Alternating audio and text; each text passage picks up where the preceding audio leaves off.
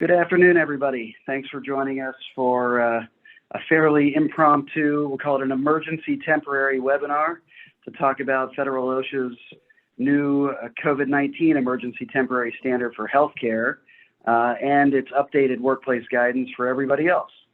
You're going to hear today from most of the OSHA practice group at Con Maciel Carey. It's been a pretty daunting task, as I'm sure many of you have realized yourselves, to sort of get our minds around this ETS. Even though it was narrowly tailored to focus on healthcare only, it's a 40-plus page regulation with a 900-plus page preamble. So we've been divvying it up among our team, and so I think you're going to hear from most of us today. And I'm going to dispense generally with the introductions because we got a lot of ground to cover. Those of you who have joined us for many of these programs know that we tend to blow our deadlines or blow our timeline on these webinars. So I'm going to try and move quickly today. I'm Eric Kahn. I'm one of the founding partners of the firm, and I chair the OSHA practice group. And as I said, we'll be joined today by most of the rest of the group. And here's what we're going to try to get through in an hour. And that is, how did we get here? How did this rule come to be? How did it come to be a rule that is focused only on the healthcare industry?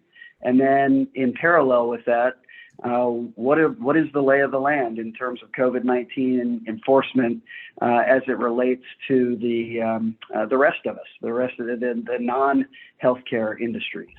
And we'll get into that guidance that was updated on the same day that OSHA revealed its emergency standard. And then we're going to get into what is the coverage of the rule, who is covered, and it's sort of the obvious healthcare settings, but there's some counterintuitive application of this rule as well. Applies to perhaps non-healthcare employers that have some healthcare service available at their workplace, and some of these non-healthcare settings that it's not perhaps intuitive that they are covered. And then finally, we'll get into what does the standard actually require for those that are covered by the standard. And I think I'm going to do the background, how did we get here, and then hand it over to my team that has really dug into this rule. The gist of this is really going back to the prior administration. This pandemic was raging. The Trump administration's OSHA did not feel that an emergency standard was necessary. They believed that they had all the regulatory tools they needed with the respiratory protection standard, the sanitation standard, the record keeping and reporting standard, and the general duty clause, along with all of the guidance they had been issuing. There were screams and calls for OSHA to adopt an emergency standard, and even a lawsuit filed to try and force OSHA to issue an emergency standard. OSHA marched into federal court in the context of that lawsuit and said, we do not need an emergency standard. It is not necessary, which is a necessary component of issuing an emergency standard, which is an interesting backdrop for what they did months later under the Biden administration. And we knew this was coming, I think, from the first day of the Biden administration when President Biden issued an executive order that didn't really mandate that OSHA issue an emergency standard, but reading between the lines, it did. It called for OSHA to evaluate whether one was needed, and if it determined it was, to issue it by March 15th. Well, it's 3 months late, but we did finally see this rule get issued. And what OSHA did was, in late April, it delivered to OMB at the White House, the Office of Management and Budget, a proposed final ETS, which we believe, based on pretty good information, was a broadly applicable rule that would have applied to all industries, not just healthcare industries. But over the ensuing several weeks, the circumstances on the ground changed for the better, and we should all celebrate that. But the idea was that, cases, deaths, hospitalizations just fell off a cliff as the success of our national vaccine program was realized. And during that time period, OMB and OIRA, the White House, were taking stakeholder meetings, over 50 of them, which I think is the second most for any OSHA regulation ever, to hear why a rule wasn't necessary or why certain provisions should or should not be included in the rule. But ultimately, based on the circumstances on the ground, based on that feedback from stakeholders, and the big development with CDC really relaxing a lot of the COVID requirements based on the conditions on the ground, OSHA issued a rule still on June 10th, or revealed its rule on June 10th, but it was much narrower than what was first delivered to OMB. It's this healthcare ETS that we have now. It has not actually been published in the Federal Register yet, but we expect that that's coming very soon. It's usually about 2 weeks. It was revealed on June 10th, so I would expect within the next 10 days, we will, if not sooner, it will be published and become immediately effective, or parts of it will be. So let's take a look at kind of the purpose of this rule. This is Secretary of Labor Marty Walsh really saying why they issued it, and why they issued it really just focused on healthcare. And it's, the healthcare workers have been on the front line and have experienced really high levels of infection and serious outcomes in that industry. And that following the science, it was necessary to do the rule.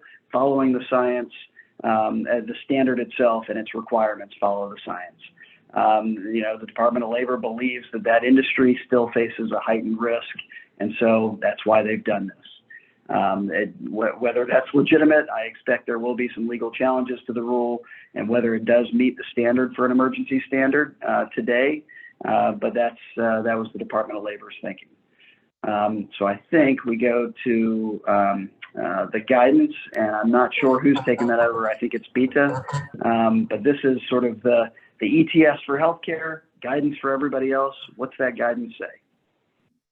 Great. Thanks so much, Eric. Yep. And thanks all for joining us today. So as Eric mentioned, I'll be speaking about OSHA's updated COVID-19 workplace guidance for non-healthcare settings. So this is everybody that's not covered by the ETS. So as many of you know, this guidance was originally issued on January 29th of this year in response to President Biden's Day 1 OSHA Executive Order. And it remained until the same day OSHA revealed its healthcare ETS last Thursday. That is when the agency also released an updated version of its guidance, which again applies to employers not covered by the ETS, in other words, non-healthcare settings. OSHA's updated guidance also places a special emphasis on other industries noted for prolonged close contact among workers, such as meat processing, manufacturing, seafood, and grocery and high volume retail workplaces. There's an appendix located in the guidance itself for those industries. So to start, we get asked this question a lot, and we do want to point out, as OSHA does, that the guidance is not a mandatory standard. You'll see throughout the guidance document, OSHA saying that its recommendations are advisory in nature and informational in content. So yes, technically, it does not create new enforceable duties. But you'll also see OSHA say that the recommendations in the guidance are intended to, and this is to quote, assist employers in providing a safe and helpful workplace free from recognized hazards that are causing or likely to cause death or serious physical harm. And that is really, really important, because essentially that is the Occupational Safety and Health Act, or OSHA Act, Section 5A1 General Duty Clause, or what we call the GDC. And we know OSHA is enforcing COVID-19 protocols, including those recommended in its guidance, through the General Duty Clause. And also, of course, OSHA has a COVID-19 National Emphasis Program, an NEP, which the agency announced, I believe, on March 12th of this year. And that was also in response to President Biden's Day 1 OSHA Executive Order. Although the NEP is intended to focus its inspections and enforcement efforts on companies that put the largest number of workers at serious risk of contracting the virus, as well as prioritizing employers that retaliate against workers, it actually covers a really broad set of workplaces. So sure, this guidance is just guidance, but we really can't stress enough how important it is to follow. First and foremost, of course, for safety reasons, but also for potential enforcement purposes as well. Okay, so I would say one of the greatest changes in the guidance from January 29th is its focus on vaccinated workers. And that makes sense. Back at the end of January, the rollout was still sort of in the beginning phases. Fast forward to June 10th, and it's almost a different type of world.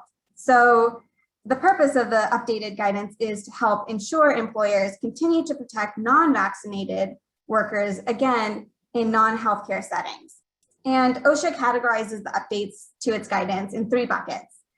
First, to focus protections on unvaccinated and also otherwise at risk workers. And I'll get into what otherwise at risk means in just a minute. 2, to encourage COVID-19 vaccination. And 3, to share links to up-to-date CDC and other industry guidance. And at its core, as you can see, OSHA's new guidance was updated to align with CDC's May 13th guidance regarding sort of relaxing requirements for vaccinated individuals. OSHA includes language from the CDC guidance and links to the guidance as well. So OSHA's guidance advises that, unless otherwise required by another jurisdiction, most employers no longer need to take steps to protect their fully vaccinated workers who are not otherwise at risk from COVID-19 exposure. And just circling back to, the definition of otherwise at risk workers, those are essentially workers who have conditions, primarily medical conditions, that may affect the worker's ability to have a full immune response to vaccination. Okay, so we understand that the updated guidance sort of lifts some restrictions for vaccinated workers. But what about unvaccinated and otherwise at-risk workers? We understand the difficulties of getting 100% of people in a workplace vaccinated. So here's a summary of OSHA's updated guidance. Essentially, OSHA recommends employers engage with workers and the representatives to determine how to implement multi-layered interventions to protect unvaccinated and otherwise at-risk workers and mitigate the spread of COVID-19 by taking some combination of these actions. So first, providing paid time off for employees to get vaccinated. 2, instructing unvaccinated workers who experience a close contact exposure, and any worker, vaccinated or unvaccinated, who experiences COVID-19 symptoms or who are confirmed to be infected, to stay home from work. 3, implementing physical distancing for unvaccinated and otherwise at-risk workers in all communal work areas.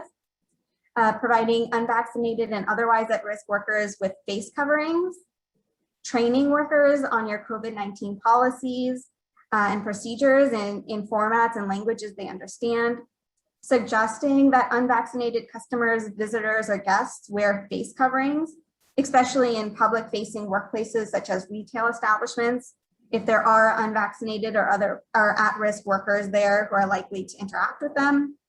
Maintaining existing ventilation systems, performing routine cleaning and disinfection, recording and reporting COVID-19 cases as applicable, setting up an anonymous process for workers to voice concerns about COVID-19, and implementing protections against retaliation, and following other applicable mandatory OSHA standards, such as Respiratory Protection Standard 1910-134, also Hazard Communication Standard 1910-1200.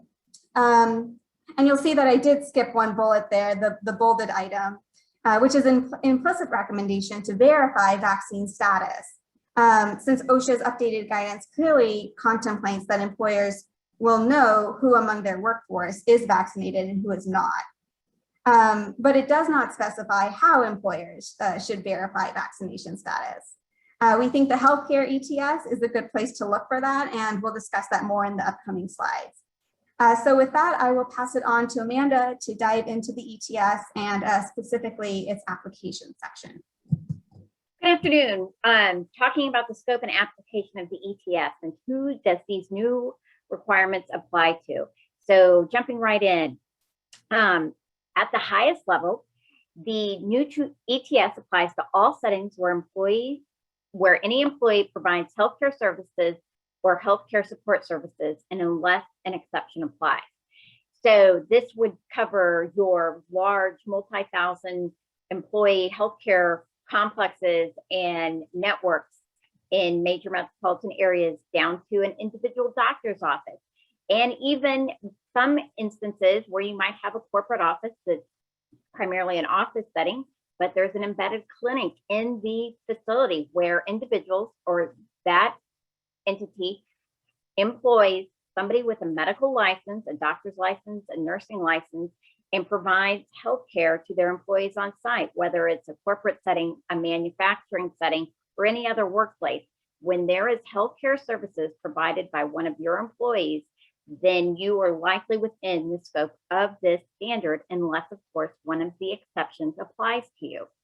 OSHA does define healthcare services very broadly, and then also healthcare support services could also be caught underneath the standard as well. And these, in what I've seen so far, and the examples that we've worked through, are kind of the linen facilities, the maintenance facilities that are primarily embedded within hospitals.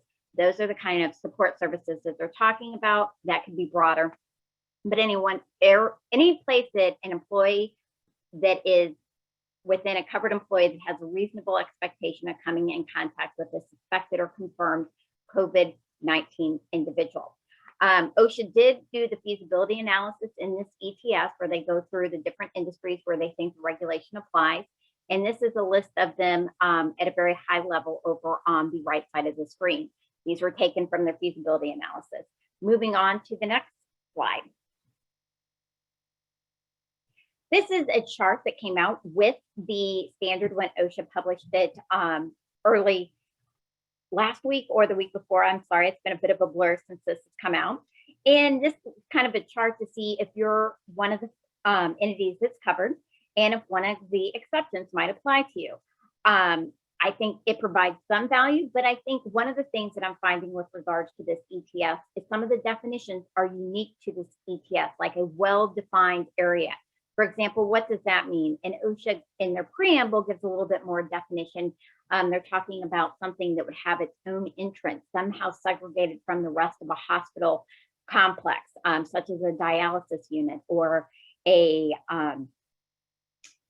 radiology division, that you would not necessarily have a reasonable expectation of suspected or confirmed COVID individuals in that area.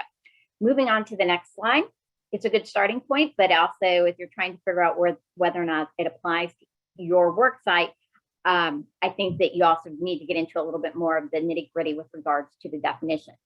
As we talked about before, you might not automatically think that that medical clinic that is in the manufacturing facility would be covered by this standard.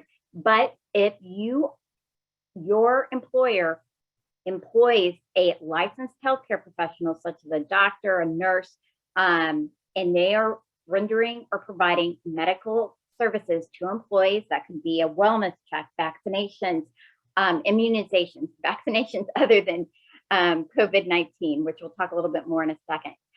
Those walk-in clinics and retail settings, like you go into the local pharmacy and there's a clinic there that you can see a nurse practitioner. And then also your non-hospital ambulatory care offices. So like a podiatrist's office or a dental office. And OSHA uses the word ambulatory to talk about, they consider non-hospital ambulatory facilities to be places where you're going to get an outpatient service. It does not have the capability or the option of inpatient service.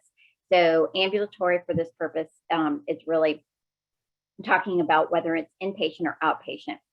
The ETS only applies to the embedded healthcare facility. So for example, if you do have a embedded healthcare facility within a manufacturing facility or a corporate office or a pharmacy, that the regulation only applies to the embedded medical facility, not the work floor where they're going to be making pipes or they are processing some sort of food or where other administrative tasks are going on.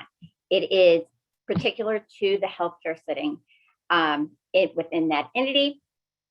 But these locations can be excluded based on one or more of the enumerated exceptions covered in the following slides. So in this particular ETS, there are a number of exceptions. So the initial scope of the standard is pretty broad, but then finding out if one of the exceptions applies to you is tricky and kind of been something that we've been navigating over the last couple of days.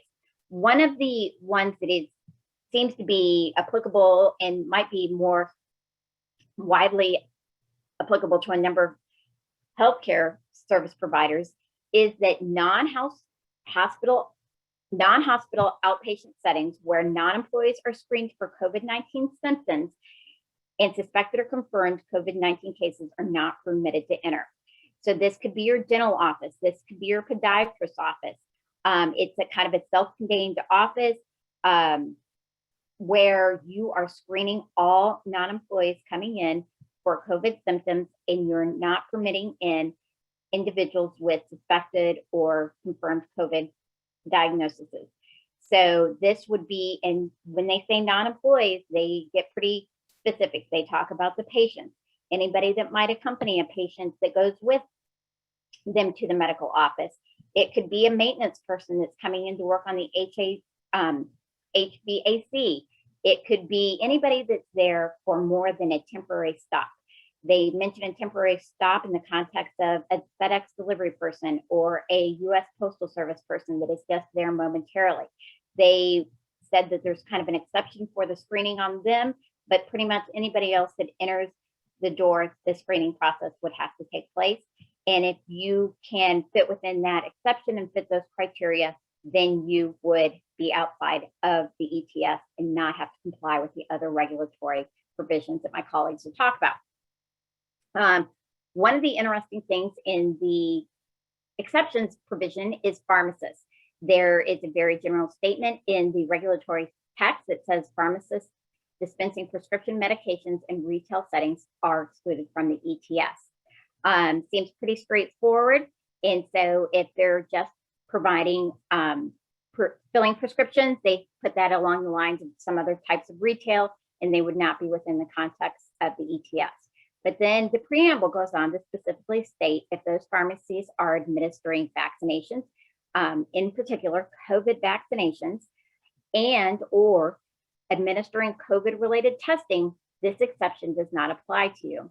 So it's been kind of an interesting discussion, and we're still wrapping our heads around how broad that provision with regards to the vaccinations and COVID vaccination and the COVID testing should be taken. So does that mean that if you have a clinic at a work site that is providing vaccinations for your employees, COVID vaccinations, when I say the vaccinations, I'm referring to COVID vaccinations, does that mean that the exception that we just talked about in A2 or III does not apply to you?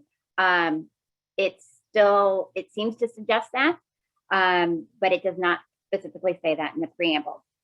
Another reason that you could get out of this particular ETS if you are providing healthcare services is if you have an employee who is not a licensed healthcare provider, administers first aid to an employee. I kind of envision this happening in the context where a worksite has their own first response team. They're outside of regular limits of an emergency provider, and so they have to have their own response team. Somebody gets cut and they go to administer first aid to them. First aid is typically done immediately after the injury and at the site of the injury. That would also be exempted or excluded from the ETS, those sorts of activities. Going on to the next exceptions.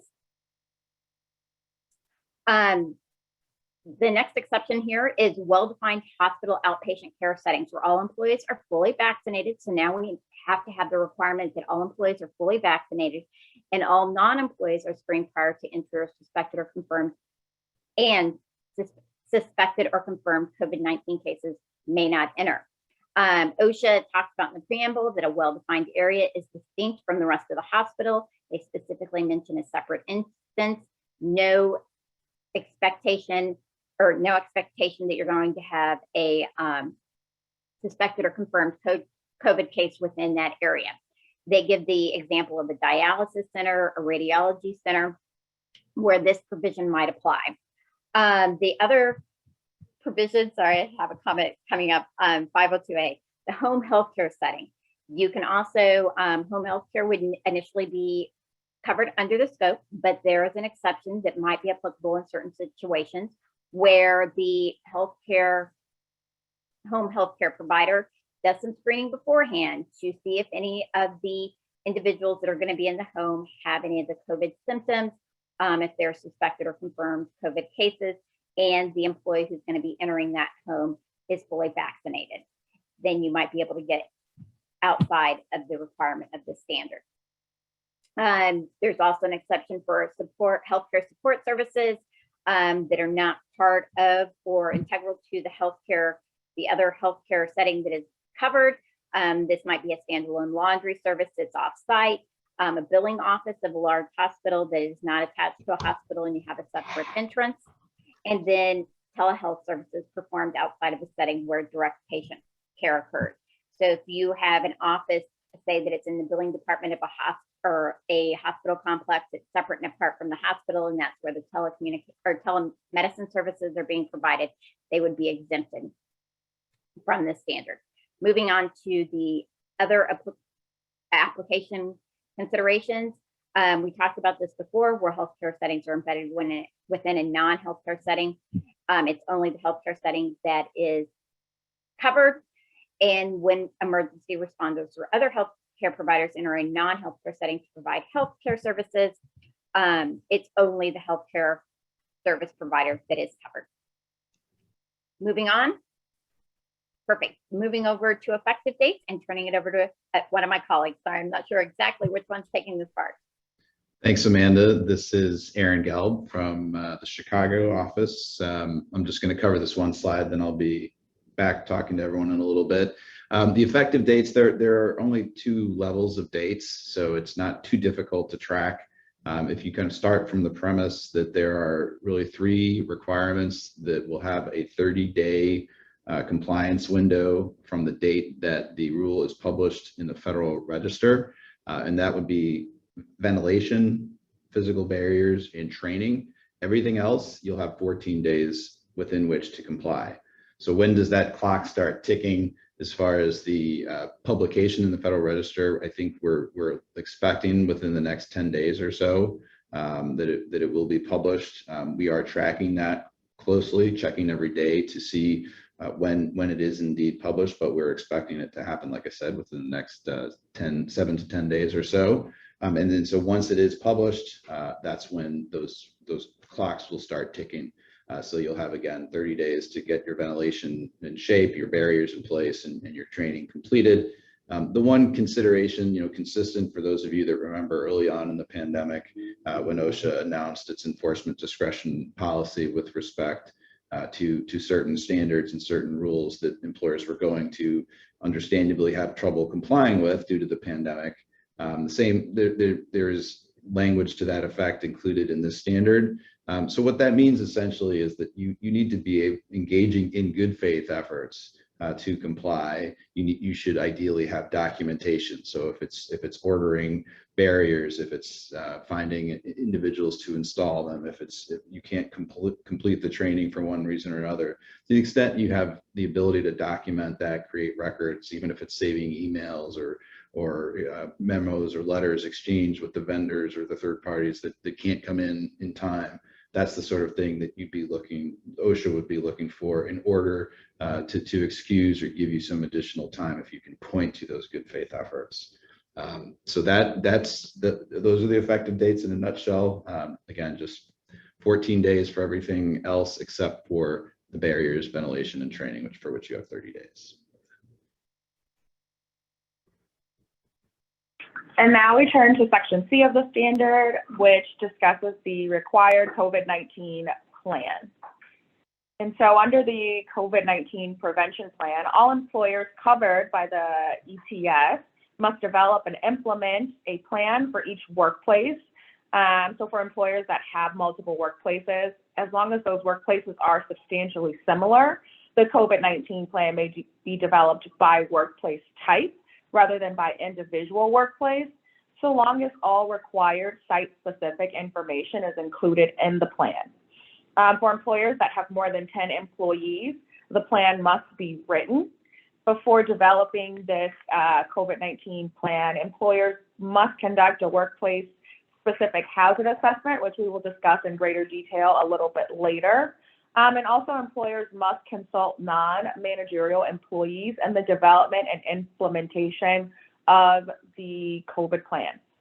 And so in short, the plan must identify the workplace safety coordinator. This coordinator must be a person who's knowledgeable on the workplace infection control practices and has the authority to ensure compliance with all aspects of the COVID-19 plan. The plan should outline the employer's policies and procedures to determine employees' vaccination status. If the employer chooses to exercise an exemption from providing PPE, physical distancing, and physical barriers where there's a reasonable expectation that no person with suspected or confirmed COVID-19 will be present. And the plan must address the hazards identified in the hazard assessment, including policies and procedures to minimize the risk of transmission of COVID-19 for each employee, effectively communicate the COVID-19 plan, and coordinate with other employers to ensure the protection of all employees when employees of different employers share the same work location, and protect employees who are required to enter private residences or physical locations controlled by a person who is not covered by the OSHA Act, including the process for employee withdrawal from the residence in the event those protections are inadequate. After the plan is implemented, employers must monitor each of their workplaces to ensure that the plan as developed is effective. And if for some reason the employer determines the plan is not effective, they should make updates as necessary. And now on the slide here, as previously mentioned, before developing the COVID-19 plan, employers must conduct a workplace-specific hazard assessment. And the purpose of the hazard assessment is identifying and understanding where potential COVID-19 hazards exist and what controls must be implemented to reduce the hazard. When conducting the hazard assessment, employers must inspect the entire workplace, and the hazard assessment should evaluate employees' potential workplace exposure to all people at the workplace, including patients, coworkers, and employees of other entities. It should identify and address places and times where people may congregate or come in contact with one another. The hazard assessment should consider how employees and other people enter, travel through, and leave the workplace. And finally, the hazard assessment should consider the hazards employees are exposed to at fixed work location. And the hazard assessment, once completed, should document the identification of high-risk areas, the employer's plan to mitigate the identified hazards, the date the actual assessment was performed, the names and titles of the individuals who participated in the assessment, how the employer communicated the status of its plan and completed actions to employees who may be affected by the identified hazards or risk factors, and there should be written documentation including what methods of control were decided upon, areas where those controls were implemented, the specific dates of completion, and the names and titles of the individuals who authorized and managed implementation of control. And now we turn to patient screening and management. Hi, this is Fern Daves. Please go to the next slide. So for patient screening and management, there are really 4 things to do. The one thing that everybody is supposed to be doing is using telehealth to the extent possible. But if you can't handle things with telehealth, there are 3 things that you need to do. First, limit and monitor your entry points for any place where you're giving direct care. And that can be either at the point of entry to the building or to the office where you're providing treatment. You can ask people the standard questions, or you could do it beforehand, screen people by telephone. You can send people an email and they email you back, but you have to have some way of communicating directly with the patients before they come into your facility so that you can say, hey, if you have symptoms, don't come today.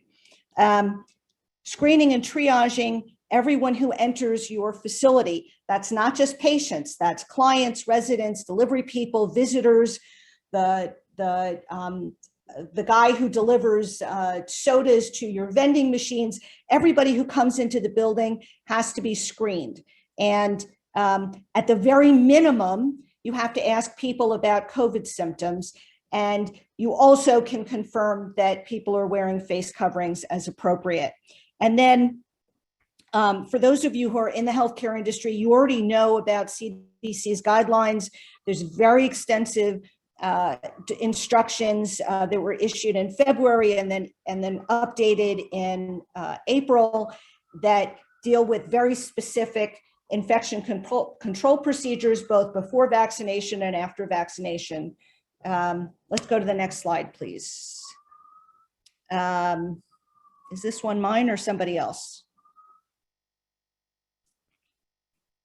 I'm going to continue. Go ahead. Next slide, please. So standard transmission-based precautions. Everyone should be following CDC's guidelines for isolation procedures. If someone feels sick, you know what to do. Standard precautions are sneezing into your elbow, washing your hands, utilizing PPE, managing equipment and other items that potentially could be infected, following the manufacturer's instructions on how to clean that equipment, also observing safe injection practices, and then very specific guidelines for isolating people if you know that they are infected or suspected and then confirmed that they have COVID-19. Next slide, please.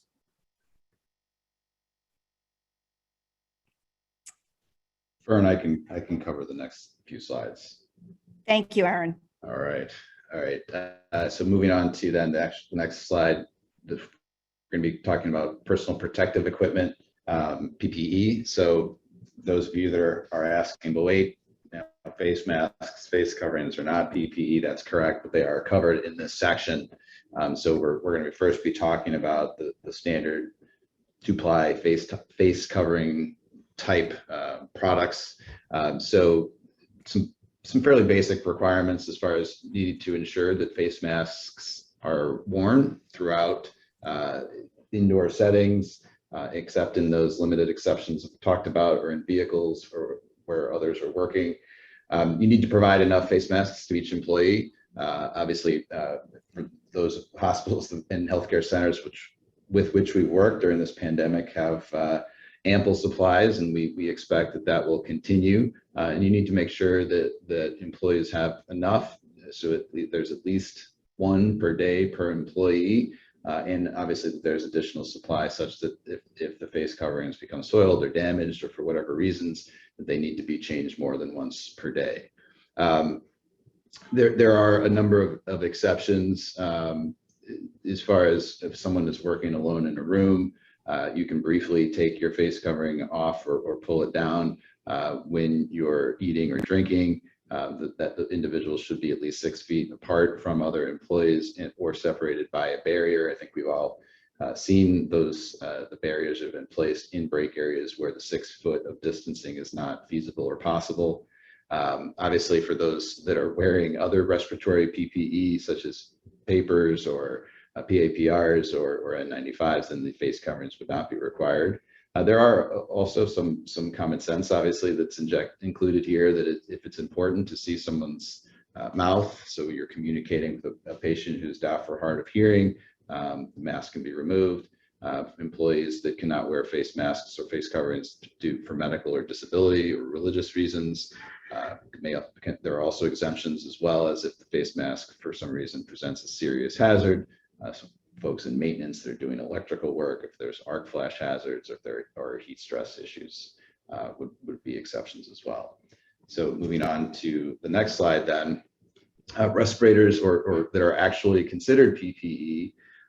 So respirators and other types of PPEs, such as gloves or gowns or protective clothing, eye protection, have to be, and this is, again, these are all things that if anyone has been providing care to known or suspected confirmed COVID-19 cases throughout this pandemic, I think every healthcare provider with which I've worked throughout this pandemic is already doing this, but this is essentially, again, just codifying many of the requirements that are out there. Those people that are working with COVID cases or people who are suspected to be COVID cases have to be wearing provided with and wearing all this type of PPE. With respect to the respiratory protection, then you have to comply with the respiratory protection standard 1910-134. That means you need a written program. You need to have conducted medical evaluations before people are placed in. The PPE fit testing needs to be conducted, both initial, so that's before they begin wearing it, as well as since we're now into month 16, the annual fit testing that is done at least every 12 months. And also, obviously, the care and maintenance of the PPE, and employees need to be trained as well. You should also consult with 1910-132 for all other types of PPEs and the PPE and the requirements that go with it, including things like PPE hazard assessments that need to be conducted, documented, certified, and the various requirements, again, that go along with the care and maintenance of that PPE. If we find ourselves in a situation where N95s, the supply becomes limited once again, then you should refer to the CDC's strategies that were published last year regarding the optimization of the supply of N95 respirators. For now, and certainly as positivity rates continue to decline, we expect that N95s will remain readily available. It's our understanding that both for example, the federal government has a significant stockpile now. For those of you that have been tracking what's been going on, the ups and downs in California, and the requirement that we thought we'd see for some time, that employers would be required to provide N95s to all unvaccinated employees, obviously could have put a dent in that stockpile or led to shortages. But for now, we are not expecting to see one, but again, there is this resource out there if we find ourselves in that situation. And employers are also encouraged to employers should also encourage their employees to use elastometric respirators or paper BAPRs, because obviously those are not the types that are thrown away every day, and so that can also have a positive effect on the supply, N95 supply. So there is also a what we're referring to as a mini respiratory protection program requirement. This requirement is triggered when you are either providing N95s to your employees for voluntary use. So that's, again, not in those situations where it's required for people that are working with known or suspected cases. And as well as those situations, and again, I'm sure most, if not all of you, have dealt with and had employees during the course of the pandemic that have insisted and asked to bring in their own N95s. So this requirement would also be triggered in that instance. And that is, again, this is referred to as voluntary use of respirators. So what do you need to do for those people? The people that, again, are either using the N95s that you've given them but not required them to wear, or the people that are bringing their own. You need to provide training in a language or literacy level that the employee understands before they begin using it prior to the first use. Remember that, and this is important. If I know in many hospitals and healthcare settings, diverse populations with people who speak a variety of different languages. If you don't train them in the language that they understand, they're not trained. Just because someone signed a sheet indicating that they got the training, if they can't communicate that training to a compliance officer during the course of an inspection, and it's apparent that there is a language barrier, then you will deem to have not trained that individual. So assuming that the training is presented in a format and a language that the person understands, what do they need to come out of knowing? They need to know how to inspect their face covering or their PPE, how to put it on, how to take it off, how to use it, how to perform a seal check on the respirator. They need to understand the limitations and capabilities of the respirator. Also, the procedures and schedules for storing and maintaining and inspecting the respirator, the types of way it might be damaged, things like that. And then also how to recognize any signs that they're experiencing adverse medical condition or symptoms because they're using the respirator. Another requirement is that you need to ensure that the employee performs a seal check each time the respirator is used.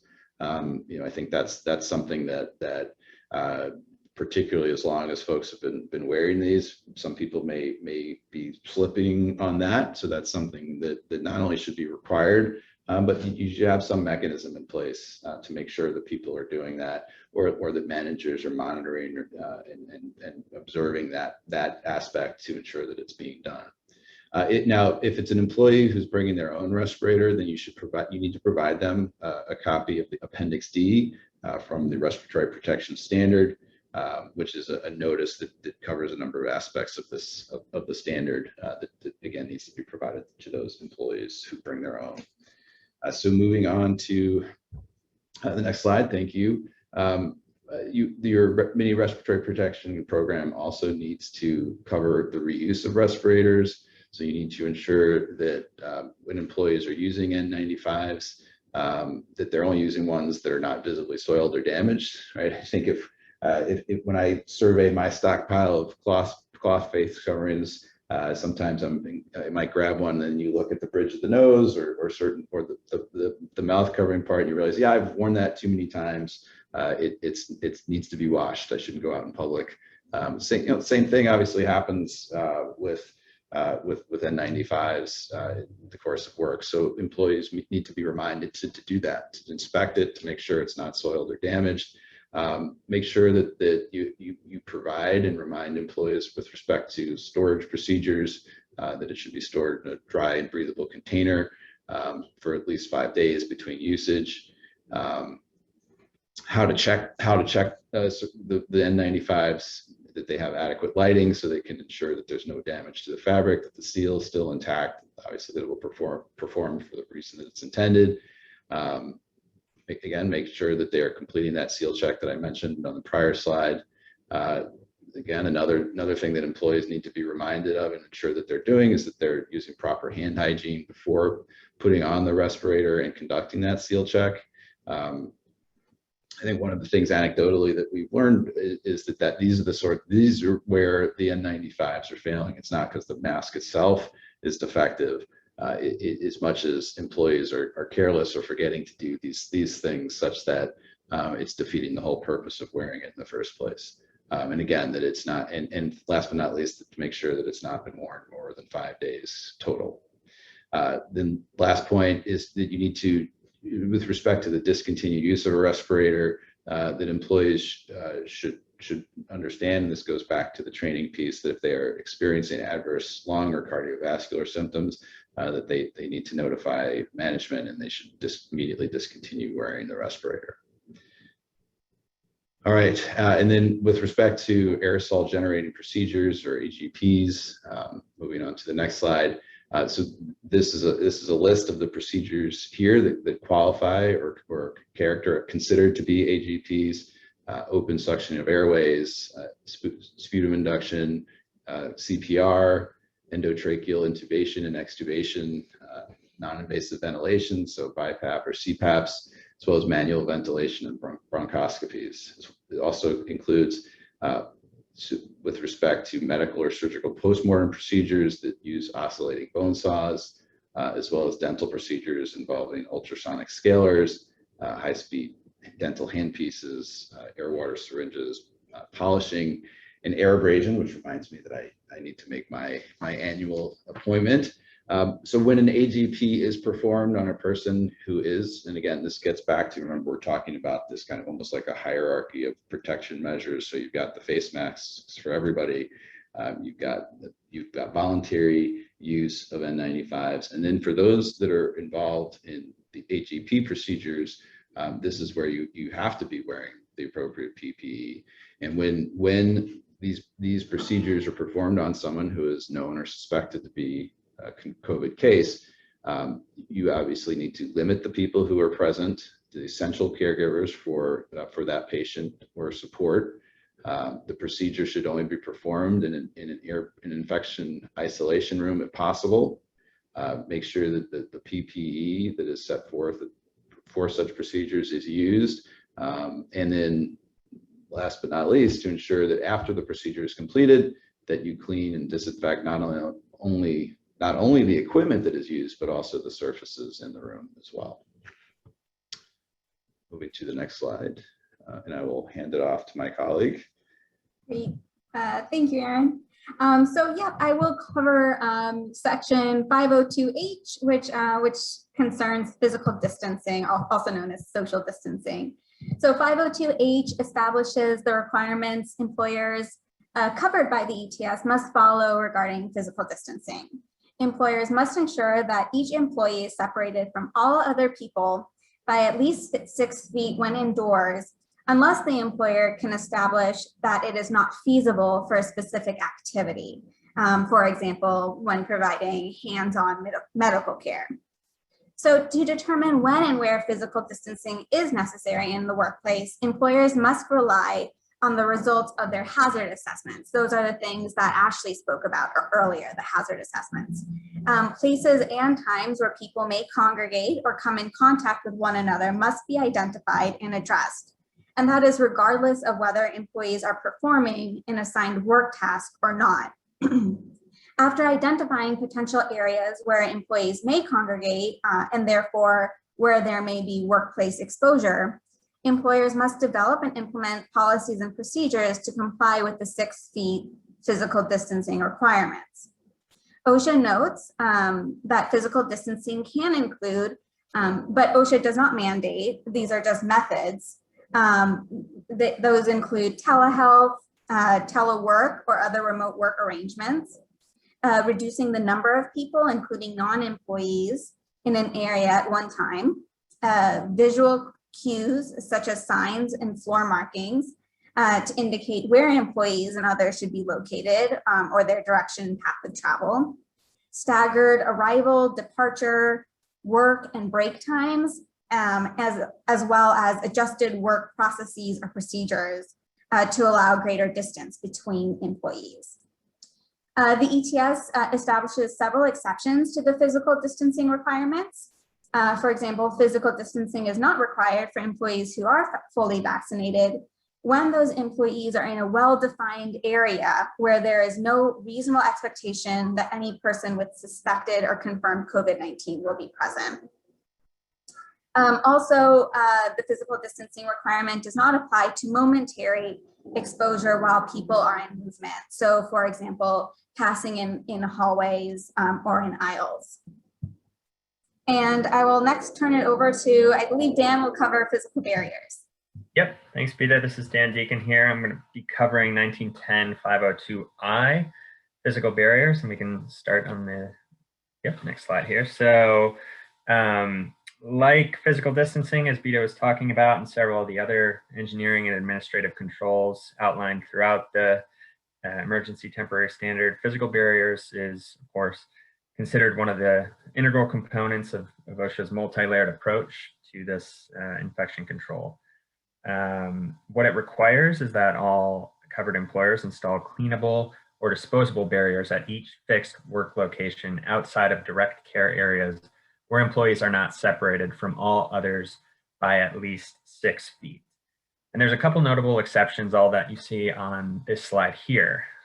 First, that the employer can demonstrate that it is infeasible, and we're going to get into some examples of that on the next slide. 2, in well-defined areas where all employees are fully vaccinated and there is no reasonable expectation that a suspected or confirmed COVID-19 case will be present. And 3, in resident rooms or direct patient care areas, of course, where you're required to have those hands-on, face-to-face contact with patients for purposes of diagnosis, treatment, and monitoring. And that's specifically defined in the ETS itself, in the definitions section. So in the preamble, OSHA really elaborated on areas where physical barriers are both feasible and infeasible, as well as the configuration and the materials that the physical barriers need to be composed of. So as it relates to the size, the physical barrier must be sized and located to block face-to-face pathways between individuals, and the key language here, based on where each person would normally stand or sit. So that's pretty self-explanatory. You look based on your hazard assessment at where that employee's fixed workstation is. Are they sitting, standing? And that should tell you or direct you as to what the size of that physical barrier should be. As for the material, it must be impermeable to droplets transmitted when infected individuals sneeze, cough, breathe, talk, or yell. And the two specific examples that OSHA identified in the preamble were plastic or acrylic partitions. And those barriers must be capable of being cleaned and disinfected, or you also have the option of using disposable physical barriers.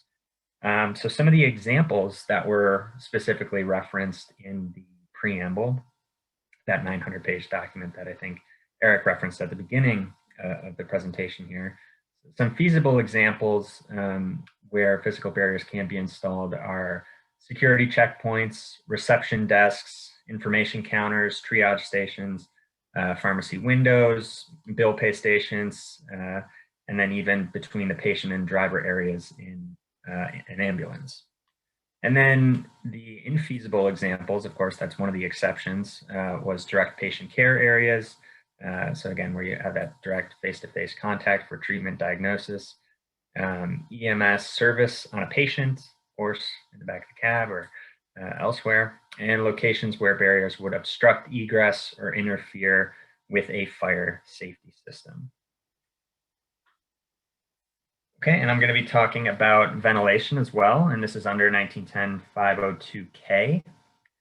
And moving on to the next slide here. So covered healthcare service and support employers that own or control a building with an existing HVAC system are required to increase outdoor ventilation or indoor air ventilation to the maximum extent possible on their existing HVAC systems.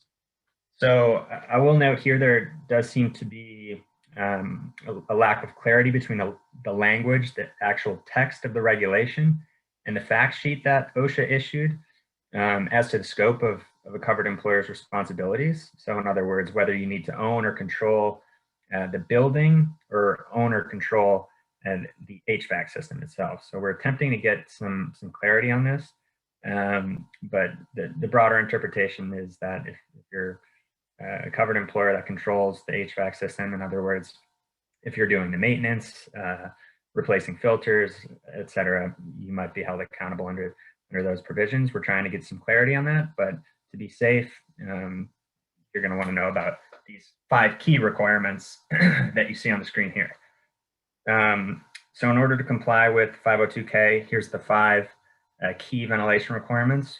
1, verify that the HVAC systems are used in accordance with manufacturer instruction and design specifications and functioning as designed. 2, maximize the amount of outside air circulated throughout the HVAC system and the number of air changes per hour to the extent appropriate. 3, install MERV 13 or higher air filters if compatible with existing systems. Note that if your existing system is not MERV 13 compatible, you just need to use the highest compatible filtering efficiency for the existing system. So the standard here does not require you to upgrade your current HVAC system or reconfigure any ductwork or anything like that. The key requirement is just maximizing efficiency, right? 4, air filters must be maintained and replaced as necessary to ensure proper functioning and performance of the HVAC system. And finally, 5, intake ports that provide outside air to HVAC systems must be clean, maintained, and cleared of debris that may affect system performance. And then in addition to maximizing those HVAC system operations, the five key requirements you see on the screen here, the standard does encourage employers to implement additional measures to increase ventilation according to the CDC ventilation guidance. So that's things like opening windows and doors when conditions allow, increasing that outdoor airflow to the inside, using fans to increase effectiveness of open windows, and then ensuring restroom exhaust fans are functional and operating at full capacity. So again, the ultimate goal here is maximum efficiency. That's the requirement, but it is within reason.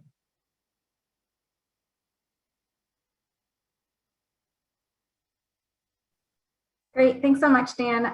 This is Bita again, and I will be covering cleaning and disinfection. So this cleaning and disinfection is covered under Section 502 J.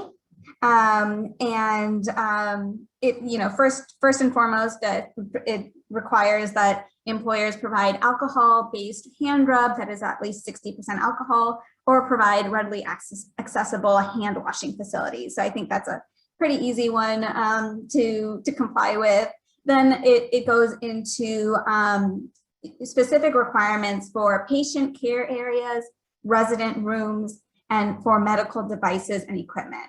So for those areas and that type of equipment, covered employers must follow standard practices for cleaning and disinfection of surfaces and equipment in accordance with two specific pieces of CDC guidance. It's CDC's COVID-19 infection prevention and control recommendations. And the second one is CDC's guidelines for environmental infection control. And both of these are incorporated by reference in the ETS. Under the ETS and CDC guidance, cleaning refers to, as you all know, the removal of dirt and germs using soap and water or other cleaning agents, while disinfecting means using an EPA-registered hospital-grade disinfectant included on EPA's List N in accordance with manufacturer instructions. Most healthcare settings have been following, you know, the CDC guidance throughout the pandemic. So OSHA's incorporation of these requirements into the ETS likely requires nothing new to be done when cleaning and disinfecting. Some of the more fundamental requirements in CDC's guidance include, you know, this having dedicated medical equipment that should be used when caring for patients with suspected or confirmed SARS-CoV-2 infection, ensuring that environmental cleaning and disinfection procedures are followed consistently and correctly, and you know, management of laundry utensils and medical waste being performed in accordance with routine procedures. And then the standard kind of goes into in all other areas. So we have those specific requirements for patient care areas, resident rooms, and medical devices and equipment. And this part now covers all other areas. So in all other areas of the facility, the employer must clean high-touch surfaces and equipment at least once a day, following the manufacturer's instructions and for application of cleaners. And so, you know, how do you know what those, you know, high-touch surfaces equipment are? As part of the hazard assessment, again, that Ashley mentioned, employers should identify high-touch surfaces and equipment in their workplaces to which the daily cleaning requirement will apply. And the standard defines high-touch surfaces and equipment to mean any surface or piece of equipment that is repeatedly touched by more than one person. So for example, and you all know this, it's doorknobs, light switches, countertops, handles, those types of things. And it does give sort of a long list. The second part of this in all other areas requirement is that when the employer is aware that a person who has COVID-19 who is COVID-19 positive has been in the workplace within the last 24 hours, you must clean and disinfect in accordance with CDC's cleaning and disinfecting guidance, which is also incorporated by reference into the ETS. Any areas, materials, and equipment under the employer's control that have likely been contaminated by the person who is COVID-19 positive. So for example, the rooms they occupied, the items they touched. And again, the cleaning and disinfection provision of the ETS does rely heavily on CDC's sort of already, you know, existing guidance. So hopefully not too much new here, but again, wanted to bring that to your attention. And now I'll pass it to Fern to discuss health screening and medical management. Thank you very much. Next slide, please. So if you are a healthcare facility or providing health services, every day, every shift, you're going to screen your employees. You're probably already doing that. If there is a close contact in the workplace, you only have 24 hours to notify anybody who could have been exposed. So that's not just your employees, that's your vendors, contractors, the FedEx guy, visitors, any non-employee, and you have to tell them when and where they were potentially exposed. Unless your employee was wearing a respirator at the moment that they were potentially exposed, or you're in an urgent care or COVID testing site situation, you have to notify all your employees within 24 hours. So it's going to be important to understand who is where when you have potential close contacts. Medical removal, I think all of you already understand what medical removal is and how to do it.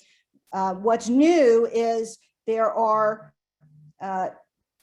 benefits entitled depending on how big your workforce is. If you have more than 500 or less than 500 employees, the rules are different. That being said, people may be entitled to be paid a certain amount of money depending on how long their medical removal is. You may not terminate or take an adverse action against an employee while they are on medical removal. Don't do it. The government expects you to find a temp worker to stay as long as necessary until that person comes back to work. And you cannot, you can't punish them, but if you have an employee who's had a close contact and they refuse to be tested, you don't have to pay those benefits. And then there's the standard return to work requirements after medical removal, which haven't changed much from what we already knew.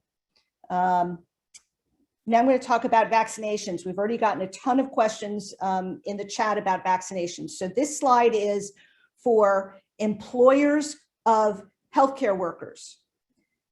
You have to provide them time to get vaccinated. You don't have to make them get vaccinated, but if they want to get vaccinated, you have to give them time. This has to be reasonable. And you also need to check your state and local requirements, because some jurisdictions have mandated paid leave for you to go get your vaccination and then also to recover if you have some side effects from the vaccination. But this includes registering to get the vaccination appointment. Now, right now, that's probably not too hard in some jurisdictions. I'll tell you, when I got my vaccination, I got up at, I think, 1 o'clock in the morning to get online in order to make my appointments. I think that's probably not true in most states now. It's pretty easy to get a vaccination appointment. If you are not giving vaccinations on site and someone has to get in the car or take public transportation to go somewhere else, that is also paid time getting to and from the vaccination site.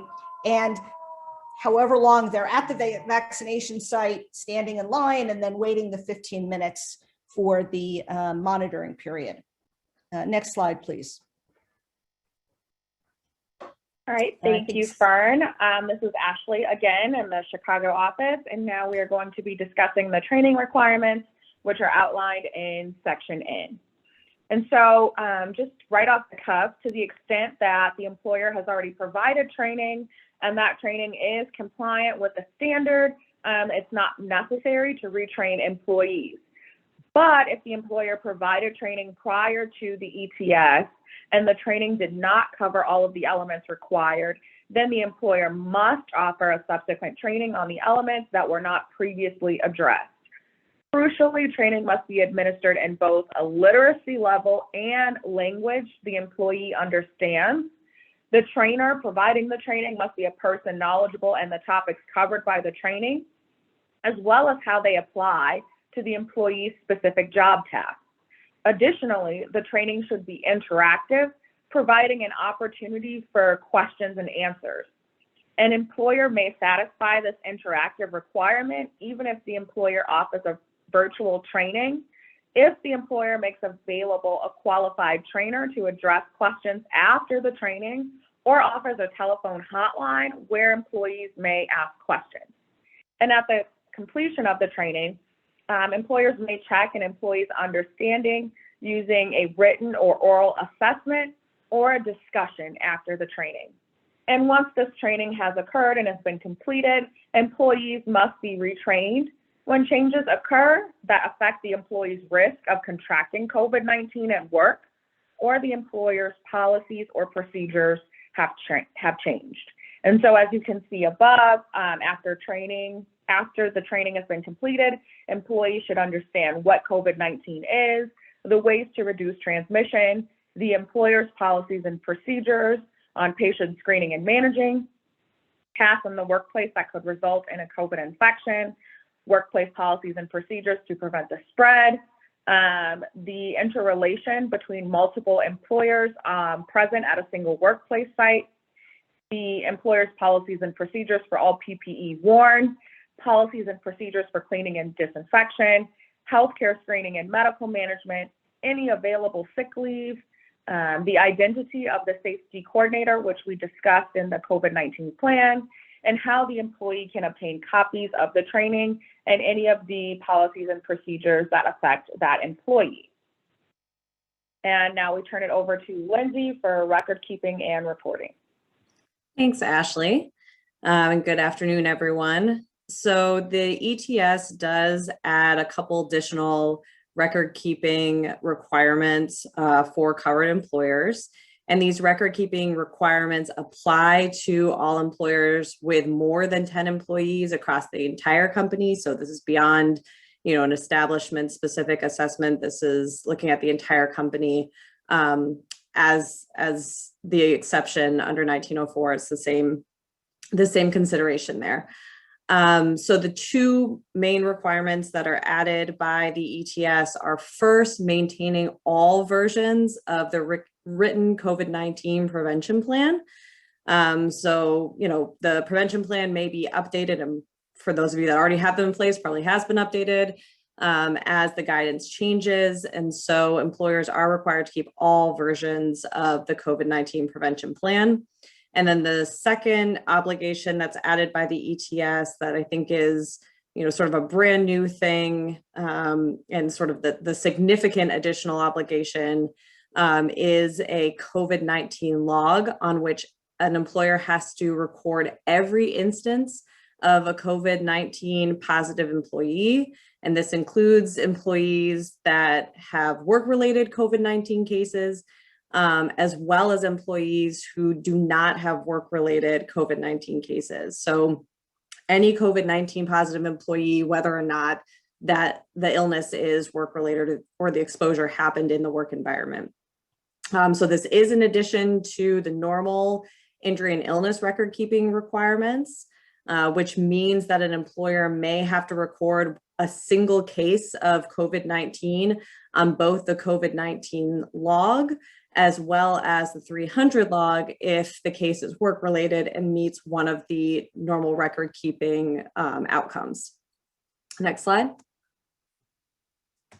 So this slide just kind of goes through some of the aspects of the COVID-19 log that we think are important for employers to be aware of. First, a positive case must be recorded on the log within 24 hours of learning of the positive case. And along with that is this next point that only confirmed cases have to be included on the COVID-19 log, and cases are confirmed by either a COVID-19 positive test or by a diagnosis from a healthcare provider. Employers do not and should not include individuals on the log who exclusively telework. The concept here is that, the log is created to track potential exposures in the work environment. So for employees who are exclusively teleworking, there's no need to track those positive cases on the log. The COVID-19 log does have to be retained as though it's a confidential medical record, so access should be limited.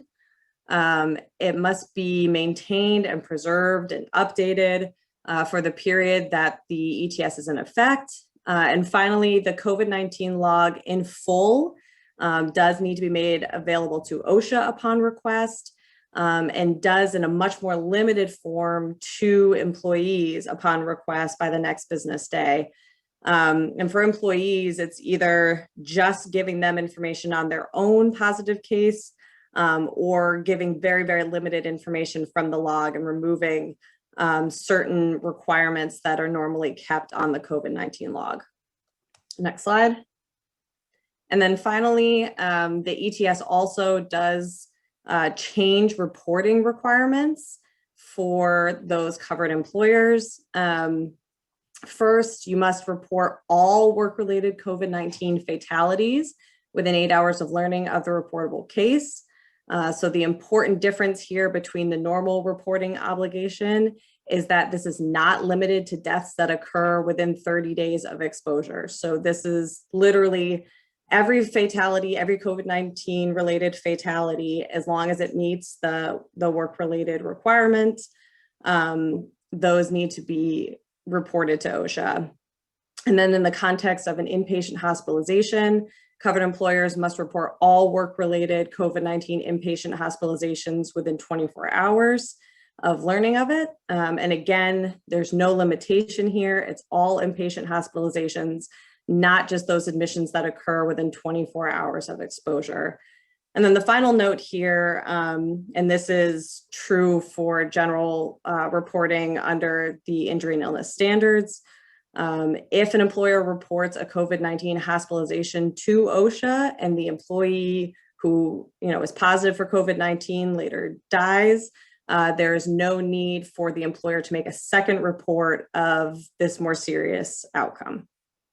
And with that, I will turn it over to Dan to finish us up with anti-retaliation and no-cost provisions. Thanks. So yeah, I'm going to finish the presentation here with this final slide, and we'll cover it pretty quick. It's fairly straightforward. So section 1910-5020, what that does is it incorporates the specific anti-retaliation provisions into the emergency temporary standard, and basically prohibits employers from discharging or discriminating against employees for exercising their rights to protection under the standard, or engaging in any type of actions required by the regulations themselves. So the other key element to this provision, subsection O here, is you need to affirmatively inform employees via training or through your written plan that employees have the right to those protections under the standard, and that you as the employer will not discriminate or discharge them for exercising those rights. And then finally, 1910-502P, that is basically the no cost provision, as we're calling it. It affirmatively places the financial onus on employers to ensure that appropriate steps are taken to comply with the rule. So in other words, it's covered employers need to implement all the ETS requirements at no cost to employees whatsoever, with the exception, of course, for things like the employee self-monitoring for symptoms and those things that are out of your control.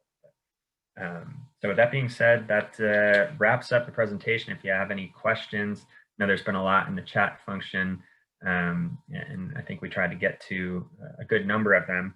But if you'd like to reach out to any one of us following the presentation for further information, we'd be happy to be a resource. You can also check out our blogs where we're updating these, it seems like, on a daily basis with everything that's been rolling out the past few weeks as it relates to COVID-19, the ETS, state initiatives.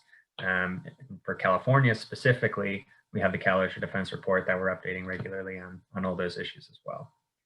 And then finally, we have our regular webinar series for 2021. Looks like our next one coming up will be July 22nd, mid-year review of OSHA developments, Thursday, July 22nd. So mark that on your calendars if you will. And please feel free to join any of the remaining ones for 2021 and beyond.